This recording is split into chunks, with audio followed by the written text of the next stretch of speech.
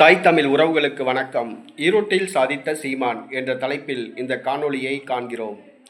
ஈரோட்டில் சாதித்த சீமான் என்ற தலைப்பில் இந்த காணொளியை நாம் காண்கிறோம். ஈரோடு கிழக்கு இடைத்தேர்தலில் நாம் தமிழர் கட்சி தனித்து போட்டியிட்டது. எதிராக பணபலத்தால் திமுக போட்டியிட்டது. ஆளும் அரசின் திமுக, தேர்தல் ஆணையம் ஆகியவை திமுகவுக்கு சாதகமாக செயல்பட்டன.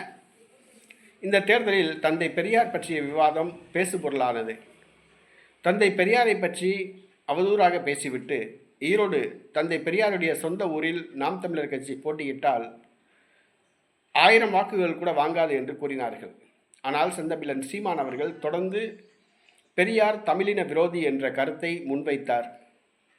இது போக பெரியாரிஸ்ட் அமைப்புகளிலிருந்து வெண்ணிலா என்ற ஒரு பெண்ணை நிறுத்தினர். பத்திரிகையாளர் தமிழா என்பவரும் போட்டியிட்டார்.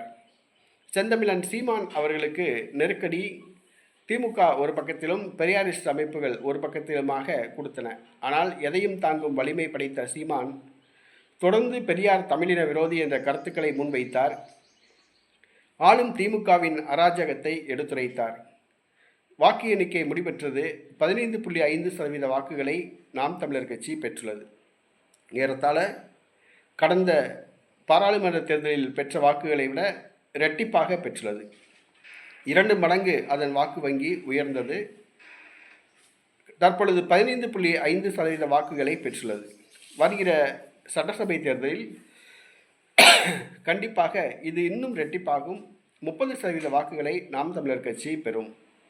ஈரோட்டில் பணபலம் இல்லாமல், பொருளாதார பின்புறம் இல்லாமல், காவல்துறை இல்லாமல், தேர்தல் ஆணையத்தின் ஆதரவு இல்லாமல் தனித்து போட்டியிட்டு 15% வாக்குகளை வென்று காட்டியுள்ளார் சீமான். இது சீமானின் சாதனை என்றுதான் சொல்ல வேண்டும். ஈரோடு கிழக்கில் சீமான் 15% வாக்குகளை பெற்றுள்ளார். அது திமுகவுக்கு அழிவு காலம் நெருங்கிவிட்டது என்பதனைத்தான் காட்டுகிறது.